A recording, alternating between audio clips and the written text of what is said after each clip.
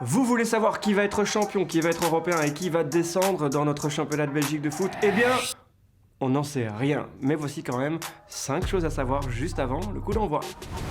Première chose, la formule du championnat reste quasiment identique par rapport à la saison dernière, c'est-à-dire 18 équipes sur la ligne de départ, 4 équipes pour les Champions Playoffs, 4 équipes pour les European Playoffs, avec encore la fameuse division des points par 2.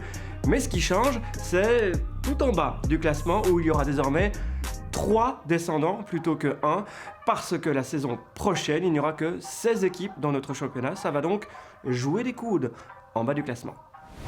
Deuxième chose, si la formule reste inchangée, le calendrier, lui, va être complètement bouleversé, car la mi-novembre, vous le savez, ce sera la Coupe du Monde. Notre championnat va donc s'interrompre une semaine seulement avant la Coupe du Monde et reprendra une semaine après la Coupe du Monde, et on jouera même quasiment lors du réveillon de Noël. Chouette boule de Noël, et pas de vacances pour les joueurs qui seront internationaux et à la Coupe du Monde. Troisième chose, c'est inédit, voire historique, il y a eu 10 changements d'entraîneur à l'intersaison sur 18 clubs, dont les 4 premiers du classement de la saison dernière, c'est-à-dire Bruges, l'Union, Anderlecht et l'Antwerp. On ajoute à cela 2 autres grosses locomotives de notre championnat, Genk et le Standard, c'est-à-dire qu'on part tous un petit peu dans l'inconnu au début de la saison. Et autre question, combien seront là encore à la fin de la saison?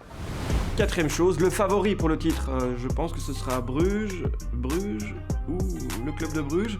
Mais oui, mais avec quand même une équation à 2 inconnus pour le surpuissant club de Bruges qui a une longueur d'avance au niveau financier sur tous ses concurrents. Premier inconnu, c'est l'entraîneur Karl Hoefkens qui était l'adjoint l'an dernier et qui est novice en tant que T1.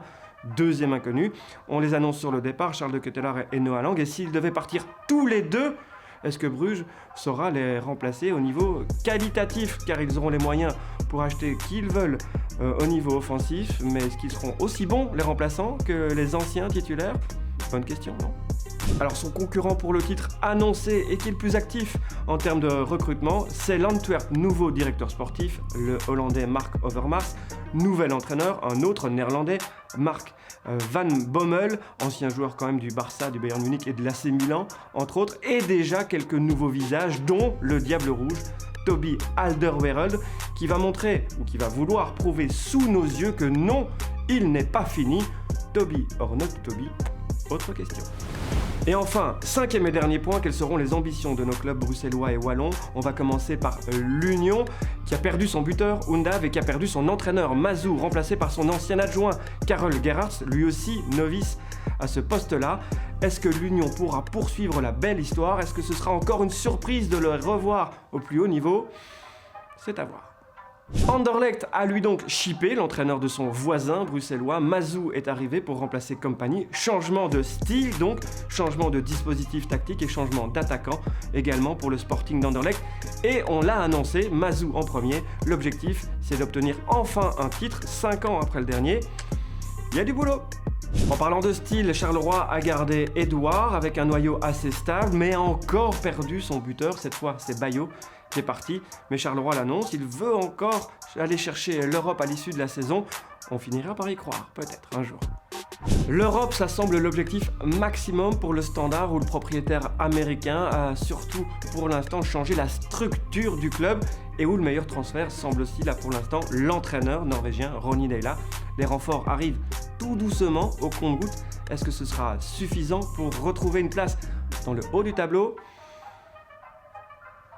On ne sait pas. Et pour terminer, au niveau des ambitions de nos clubs wallons, on reste dans la province de Liège avec Eupen et Serein qui voudront éviter l'un des 3 sièges éjectables, mais avec des bons profils d'entraîneurs, des nouveaux entraîneurs là aussi, Jeune-Champ à Serein et Stork à Eupen. Voilà, c'est tout pour les 5 choses essentielles à savoir au moment du coup d'envoi. Tous ces clubs ont encore 6 semaines pour travailler, 6 semaines mercato pour changer leur effectif, mais on signalera quand même que l'année passée, à l'issue du mois d'août et du mercato, l'Union, futur vainqueur de la phase classique, était déjà premier, et le Berscott, futur descendant, était déjà dernier. À bon entendeur, salut!